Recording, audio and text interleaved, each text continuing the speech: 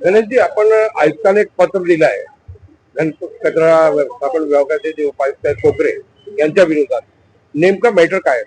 कल्याण डोंबिवली महानगरपालिकेने 2024 मध्ये कचरा संकलन व कचरा वाहतुकीकरिता ठेका दिला होता प्रभाग क्रमांक 4 ते प्रभाग क्रमांक 10 पर्यंत.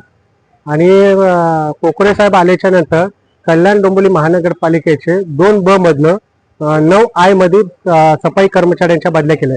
परंतु वास्तविक पाहता सदर आपण हा ठेका 4 ते 10 प्रभागांना दिला असल्या कारणाने ते कामगार चुकीच्या पद्धतीने त्यांची बदली केलेली आहे.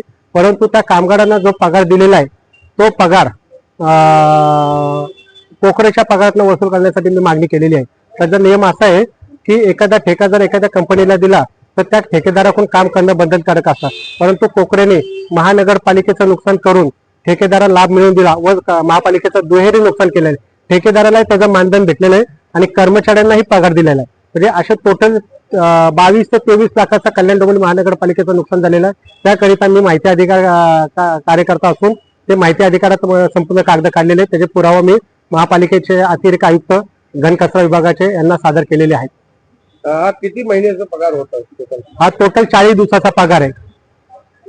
तर आपलं म्हणणं आहे की हे पगार जे म्हणजे महापालिकेचे जे कर्मचारी आहेत, साफसफाई करणारे कर्मचारी, त्यांना कॉन्ट्रॅक्टच्या हाताखाली लावलं गेलं आणि पगार महापालिकेने दिलाय. हो, हे सिद्ध होत आहे कागदपत्री पुराव्याने.